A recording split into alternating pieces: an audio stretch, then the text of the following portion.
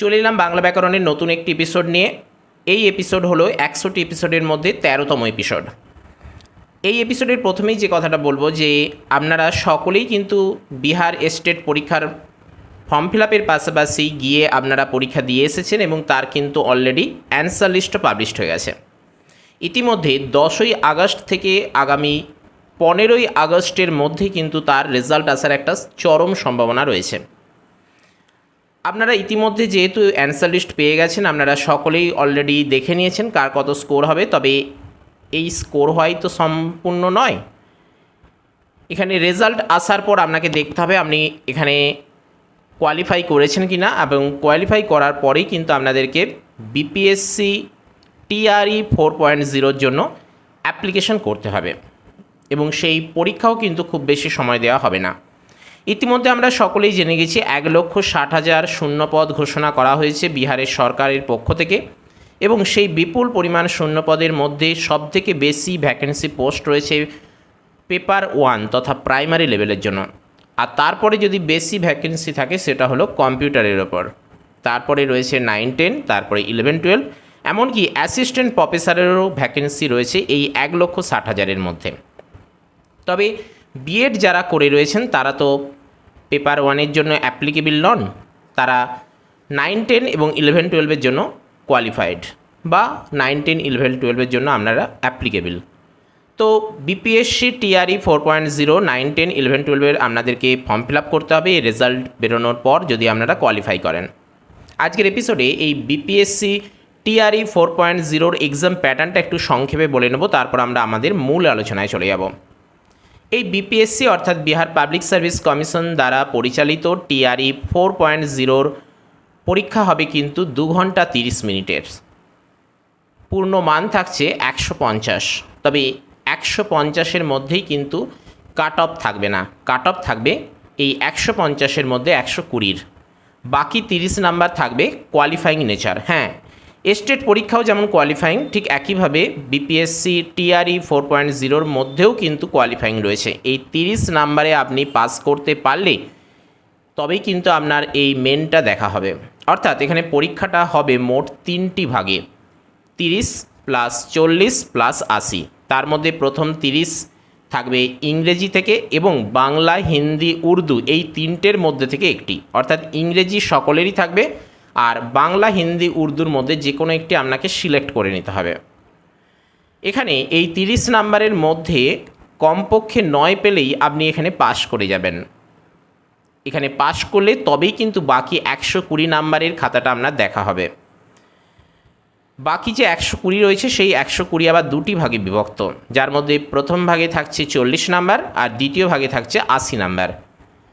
এই প্রথম ভাগ যে 40 নাম্বার, এটার মধ্যে সিলেবাস থাকছে জিকে অর্থাৎ জেনারেল নলেজ, ভূগোল, সাধারণ বিজ্ঞান, স্বাধীনতা আন্দোলন এবং গণিত। আর দ্বিতীয় ভাগ অর্থাৎ 80 নাম্বারের উপর থাকছে টোটাল আপনার নিজস্ব সাবজেক্ট। বিষয়টা আশা করি ক্লিয়ার করতে পারলাম।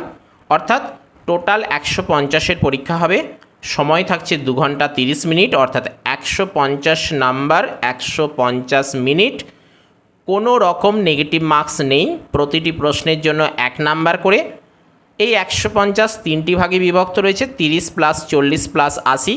এর মধ্যে প্রথম 30-এর মধ্যে 9 পেলেই আপনি পাস করবেন, বাকি 40 + 80 120-র মধ্যেই আপনার কাট অফ থাকবে।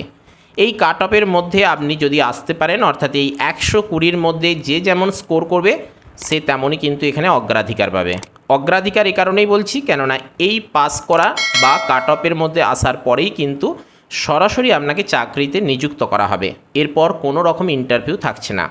আকর্ষণীয় বিষয়, এই কম্পিটিশান যেমন ভয়াবহ, এই কম্পিটিশান যেমন আকর্ষণীয়, ঠিক একইভাবে কিন্তু এই কম্পিটিশানে কোনো জায়গাতেই, সেটা স্টেট পরীক্ষা থেকে শুরু করে বিপিএসসি টিআরই 4.0 কোনো পরীক্ষাতেই নেগেটিভ মার্কস নেই। বিপিএসসি 4.0-র পরীক্ষা হবে কিন্তু ওএমআর সিটে, যদিও স্টেট পরীক্ষাটা হয়েছে সিবিটি মোডে অর্থাৎ কম্পিউটার বেসড টেস্টের মাধ্যমে, কিন্তু সেই সিবিটি মোডে বিহার স্টেট পরীক্ষা হলেও বিহার পাবলিক সার্ভিস কমিশন দ্বারা পরিচালিত টিআরই 4.0-র পরীক্ষাটা হবে ওএমআর সিটে। তো এই হলো মূল ব্যাপার। যারা অলরেডি স্টেট পরীক্ষায় আপাতত বুঝতে পেরে গিয়েছেন অ্যান্সার লিস্টের মাধ্যমে যে আপনি পাশ করবেন, তাহলে তারা ভালোভাবে প্রিপারেশান নিতে থাকুন, কেননা এই পরীক্ষায় কাট অফের মধ্যে আসতে পারলেই সরাসরি চাকরি মিলবে। যারা এখনও এই ফর্ম ফিল আপ করেননি বা ফর্ম ফিল আপ করেছিলেন পরীক্ষা দিতে যেতে পারেননি, তারা পরবর্তীর জন্য অপেক্ষা করুন, কেননা খুব শীঘ্রই 2024-এও স্টেট পরীক্ষা আসতে চলেছে। ব্যাস, এটাই হলো মূল ব্যাপার। এবারে আমরা আমাদের আজকের মূল আলোচনায় চলে আসছি। আজকের এপিসোডে প্রথম প্রশ্ন, আপন ভাণ্ডারে অনুসন্ধান করে রেখাঙ্কিত পদটি যার উদাহরণ। রেখাঙ্কিত রয়েছে কোনটা? অনুসন্ধান। এখানে বলা হচ্ছে এটি ভাববাচক বিশেষ্য, গুণবাচক বিশেষ্য, ক্রিয়াবাচক বিশেষ্য নাকি অবস্থানবাচক বিশেষ্য। দেখুন, এখানে প্রত্যেকটাই কিন্তু বিশেষ্য, এ নিয়ে কোনো অসুবিধে নেই। আমাদেরকে ভেবে নিতে হবে, আমাদেরকে খুঁজে নিতে হবে এটা কোন প্রকার বিশেষ্য, তাহলেই চলবে। দেখুন, অনুসন্ধান এটা কিন্তু একটা কাজ করা বোঝাচ্ছে। বেসিক জায়গাটা থেকেই ধরে নিন, খুব বেশি টাফ এটা নয়, ভাববারও বিশেষ কিছু নেই। অনুসন্ধান বলছে আপন ভাণ্ডারে অনুসন্ধান করে, অর্থাৎ একটা কাজ করা হচ্ছে, অনুসন্ধান করা হচ্ছে মানে কাজ করা হচ্ছে। স্বাভাবিকভাবে এটা ক্রিয়াবাচক বিশেষ্যর দিকে যাচ্ছে। অবস্থানবাচক তো হবে না, এটা তো কোনো অবস্থান বোঝাচ্ছে কি। আর গুণবাচক ভাববাচক যে নয়, সেটা কিন্তু পরিষ্কার দেখেই বোঝা যাচ্ছে। স্বাভাবিকভাবেই সঠিক উত্তর আপন ভাণ্ডারে অনুসন্ধান করে রেখাঙ্কিত পদটি ক্রিয়াবাচক বিশেষ্যের উদাহরণ। নিস্তব্ধ মুহূর্তগুলি সাগর গর্জনে ওঠে কেঁপে রেখাঙ্কিত পদটি যার উদাহরণ। নিস্তব্ধ নিচে আন্ডারলাইন করা হয়েছে। দেখুন, নিস্তব্ধ বলতে কি বলুন তো, একটু চিন্তা ভাবনা করুন বিষয়টা, তাহলেই হবে। এটাই ছিল বিশেষ্য, আর এটা এসেছে বিশেষণের মধ্য থেকে। কেমন? দেখুন, নিস্তব্ধ মুহূর্তগুলি সাগর গর্জনে ওঠে কেঁপে, দুবার পড়ে ফেললাম। দেখুন, আরেকবার পড়বেন, নিস্তব্ধ মুহূর্তগুলি। দেখুন, একটা মুহূর্ত বোঝাচ্ছে এবং সেটা কি নিস্তব্ধ, তাহলে কি এটা বিশেষ্যের বিশেষণ, কিংবা এই যেখানে রয়েছে বিশেষ্যের বিশেষণ অপশান সি, নাকি বিশেষণের বিশেষণ, এই যে তার গুণ বোঝাচ্ছে। দেখুন, এটা কিন্তু কোনোটাই নয়। সঠিক উত্তর হবে, দেখুন, নিস্তব্ধ মুহূর্তগুলি একটা অবস্থান বোঝাচ্ছে, অবস্থা বোঝাচ্ছে। একটা নিস্তব্ধ মুহূর্ত একটা অবস্থা বোঝাচ্ছে, শৈশব, কৈশোর, বার্ধক্য, যৌবন, এই রকম একটা অবস্থা বোঝাচ্ছে। নিস্তব্ধ মুহূর্ত, একটু ভালোভাবে চিন্তা ভাবনা করুন। এই জন্যে কিন্তু বারংবার আমি এইটা প্রশ্নটা পড়লাম। কেমন? সঠিক উত্তর হলো অবস্থাবাচক বিশেষণ, অর্থাৎ দোষ, গুণ, অবস্থা, সংখ্যা, পরিমাণ, কাজ করা বোঝাচ্ছে। সম্বন্ধীয় প্রকৃতি প্রত্যয় করলে কি হবে? সঠিক উত্তর হলো অপশান ডি, অর্থাৎ সম্বন্ধ যোগ স্নেয়। ব্যক্তি, বস্তু বা ভাবের সমষ্টির পরিবর্তে ব্যবহৃত সর্বনামকে কি বলা হয়? কি বলেছে? ব্যক্তি, বস্তু বা ভাবের সমষ্টি। এই জায়গাটা লক্ষ্য করুন। তাহলে এখানে কি হবে? এখানে বলেছে ব্যক্তিবাচক। ব্যক্তিবাচক মানে কি? কোনো একজন ব্যক্তি যদি হতো, শুধু ব্যক্তি। পুরুষবাচক, তাহলেও কিন্তু একজনকেই বোঝাতো। যদিও আমি, আমরা, তুমি, তোমরা এইভাবে থাকে, উত্তম পুরুষ, মধ্যম পুরুষ, প্রথম পুরুষ, সেগুলো তো এখানে বোঝাচ্ছে না। তাহলে সেটা কি হবে? হবে না। আর যেটা রয়েছে আত্মবাচক, এটা কেন নয়? দেখুন, আত্মবাচক বলতে নিজে, স্বয়ং, আমি নিজে কাজটা করলাম, তিনি স্বয়ং আমাকে পুরস্কার প্রদান করেছেন, এই যে ব্যাপারগুলো রয়েছে, তখন হয় আত্মবাচক। স্বাভাবিকভাবেই এখানে বলা হচ্ছে ব্যক্তি, বস্তু বা ভাবের সমষ্টির পরিবর্তে ব্যবহৃত সর্বনাম সমষ্টি বলেছে সাকল্যবাচক। এবং এই ব্যাপারটা লক্ষ্য করবেন, যদি এখানে সমষ্টিবাচক থাকতো, সমষ্টিবাচক সর্বনাম, তাহলে কিন্তু একটু ব্যাপারটা আপনাকে ভাবতে হতো। কেমন? কিন্তু এখানে সমষ্টি নেই, আপনি এখানে সরাসরি উত্তর দিয়ে দেবেন সাকল্যবাচক। বিষয়টা আশা করি ক্লিয়ার করতে পারছি। নেক্সট, চৌকস শব্দটি হলো আরবি, হিন্দি, ফার্সি নাকি পর্তুগিজ? এটাকে আপনাকে ডেটাবেস একদম প্র্যাকটিস করতে হবে বারংবার, তাহলে আপনারা এখানে সরাসরি উত্তর দিতে পারবেন। সঠিক উত্তর রয়েছে অপশান বিতে, অর্থাৎ চৌকস হলো একটি হিন্দি শব্দ। নেক্সট, এও হয়তো সেই বিচিত্র সমাবেশ। দেখুন, অপশানে যাব না, এখানে কি বলা হচ্ছে দেখুন, হয়তো মানে কি? একটা সংশয় প্রকাশ পাচ্ছে, তাই তো? সঠিক উত্তর সংশয়বাচক হবে। প্রত্যেকের নিচে অব্যয় রয়েছে, অব্যয় নিয়ে ভাবার কিছু নেই। অব্যয় মানে আমরা জানি যে কনস্ট্যান্ট, ধ্রুবক, কোনো অবস্থাতেই পরিবর্তন হয় না। কিন্তু বলেছে সেটা কোন প্রকার অব্যয়। এও হয়তো সেই বিচিত্র সমাবেশ, রেখাঙ্কিত দেওয়াই হয়েছে হয়তো। হয়তো মানে কি? একটা সংশয় প্রকাশ পাচ্ছে, আমরা জানি, এরকমই চিন্তাভাবনা করি, কথাবার্তার মধ্যেও বলে থাকি, ডাউট ফিল করছে, স্বাভাবিকভাবেই সঠিক উত্তর অপশান এতে রয়েছে সংশয়বাচক অব্যয়। নেক্সট, গানে গানে তবেও বন্ধন যাক টুটে, রেখাঙ্কিত পদদ্বয় যার উদাহরণ। দেখুন, মানে এখানে কারক চিহ্নিত করতে বলা হয়েছে এবং প্রত্যেকটাতেই একটা জিনিস লক্ষ্য করুন, বলা হচ্ছে বিস্পা। বিস্পা মানে কি? বারবার বা বারংবার।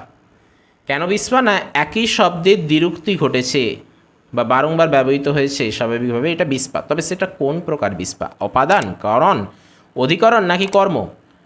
সঠিক উত্তর হবে কোনটা বলুন তো? এখানে বলা হচ্ছে যে গানে গানে তব বন্ধন যাক টুটে, অর্থাৎ কি?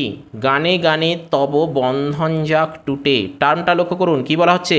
গানে গানে তব বন্ধন যাক টুটে, অর্থাৎ গানে গানের দ্বারা, তাই তো? গানে গানের দ্বারা বন্ধন যাক টুটে। তাহলে আমরা জানি যে দ্বারা দিয়া সহ সহিত এই সকল বোঝালে কি হয়? করণ কারক, তাই তো? বিষয়টা ক্লিয়ার করতে পারছি? এই রকমই থাকবে। রেখাঙ্কিত পদদ্বয় যার উদাহরণ, গানে গানে তব বন্ধন যাক টুটে। আপনাকে বুঝতে হবে গানে গানের দ্বারা বন্ধন যাক টুটে, স্বাভাবিকভাবেই দ্বারা দিয়া সহসহিত করণ কারক। সঠিক উত্তর অপশান বি।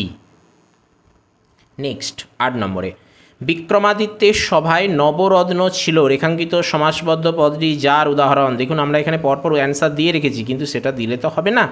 এটা জাস্ট আপনাদের বোঝার সুবিধার জন্য, বা এই অবস্থাতে আপনারা মোবাইলে রেখে দিলে বা কম্পিউটারে লিখে দিলে বা প্রিন্ট আউট করলে প্রত্যেকটার উপযোগী করেই করাই রাখা হয়েছে, আপনারা ভালোভাবে পড়তে পারবেন, সেইভাবেই করে দিয়েছি। টেলিগ্রাম গ্রুপে জয়েন হয়ে যান, সেখান থেকে আপনারা অতি সহজে ডাউনলোড করে নিতে পারবেন, কোনো অসুবিধা নেই। তবে এটা বিশ্লেষণ করে ভাবতে হবে, তাহলে কিন্তু বিষয়টা আপনাদের কাছে ক্লিয়ার হয়ে যাবে। বলা হচ্ছে যে বিক্রমাদিত্যের সভায় নবরত্ন ছিল, রেখাঙ্কিত পদটা নিয়ে বলা হচ্ছে যে রেখাঙ্কিত পদটি যার উদাহরণ, অব্যয়ভাব, বহুব্রীহি, দ্বিগু নাকি কর্মধারয়? অপশান তো আমরা দেখতে পাচ্ছি, অপশান সি এখানে সঠিক উত্তর। কিন্তু কেন বলা হচ্ছে যে নবরত্ন? এটাকে ব্যাসবাক্যে ভাঙলে কি পাবো আমরা? নবরত্ন, নব মানে নয়, রত্ন মানে বুঝতেই পারছি, অর্থাৎ নবরত্নের সমাহার। ব্যাসবাক্যে ভাঙলে আমরা এটা পাবো, নবরত্ন মিন্স নবরত্নের সমাহার, 9টি রত্নের সমাহার যেটাকে বলা হয়। অর্থাৎ আমরা জানি ব্যাসবাক্যের শেষে সমাহার শব্দের উল্লেখ মানেই সেটা যাচ্ছে দ্বিগু সমাসের দিকে। স্বাভাবিকভাবেই সঠিক উত্তর রেখাঙ্কিত সমাসবদ্ধ পদটি দ্বিগু সমাসের উদাহরণ। নেক্সট, নমি পুত্র পিতার চরণে, রেখাঙ্কিত পদটি, প্রত্যেকটাতেই শুধু রেখাঙ্কিত পদটি, এই টপিক্সের ওপর নিয়ে এসেছি আমরা। কি হবে? রেখাঙ্কিত পদটি হলো সম্বোধন পদ। এটা কি পিতাকে পিতা বলে সম্বোধন করা হচ্ছে? অনেকে এটা দিয়ে ফেলবেন, আর এখানেই কিন্তু ভুল হয়ে যাবে।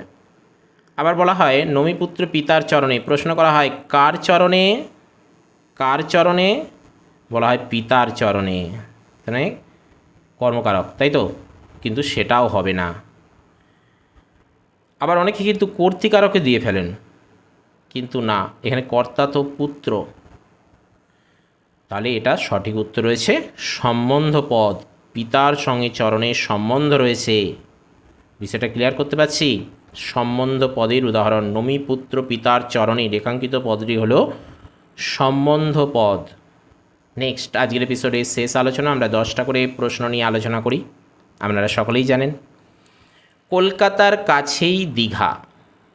এবারে বলা হচ্ছে যে কাছেই আন্ডারলাইন করা রয়েছে, আমি আর এরপর কিছু লিখিনি, এখান থেকে বুঝে নিতে হবে যে এটা রেখাঙ্কিত পদটি কি। আমরা তো এখানে প্র্যাকটিস করছি, পরিষ্কার ব্যাপার।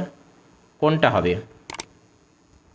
অনুসর্গ, অধিকরণ কারক, উপসর্গ নাকি নির্দেশক? কোনটা হবে? দেখুন, কলকাতার কাছেই দীঘা,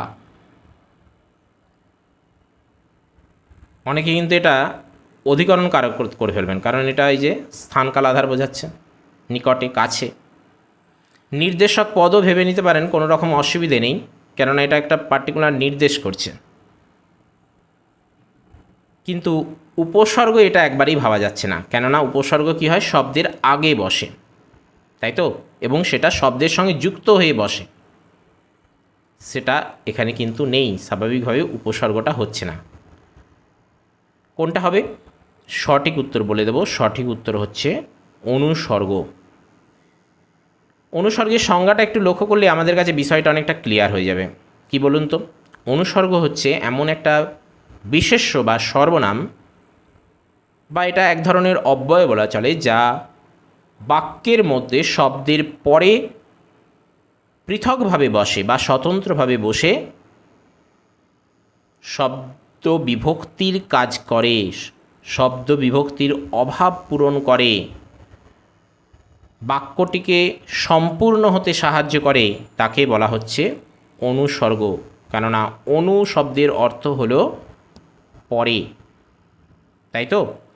স্বাভাবিকভাবেই কলকাতার কাছেই দীঘা, এখানে কাছেই এটি একটি অনুসর্গের উদাহরণ।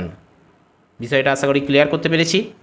আপনারা পারলে এই 10টা কেন, আমরা এই নিয়ে 13টি এপিসোডে চলে এলাম, অর্থাৎ 13 × 10 মানে 130। যদিও প্রথমের দিকের এপিসোডগুলিতে আমরা কিন্তু এর থেকেও বেশি প্রশ্ন নিয়ে আলোচনা করেছি। পারলে এগুলো খাতায় নোট ডাউন করে রাখুন, আপনাদেরই অনেক উপকারে আসবে। বিগত দিনের বিভিন্ন পরীক্ষায় এগুলিই এসেছে, আগামী দিনেও আসবে। ভিডিওটি কেমন লাগলো সেটা আপনারা নির্দ্বিধায় কমেন্ট বক্সে জানান। কিছু জানার থাকলে, কিছু পরামর্শ দেওয়ার থাকলে, কিছু বলার থাকলে কমেন্ট বক্সে জানান। ভালো লাগলে লাইক করুন, প্রয়োজনদের সাথে শেয়ার করুন এবং সেই সঙ্গে সাবস্ক্রাইব করুন। আজকের এপিসোড আপাতত এ পর্যন্তই। Stay tune, stay connected with Sahitya Abhijan. Thank you.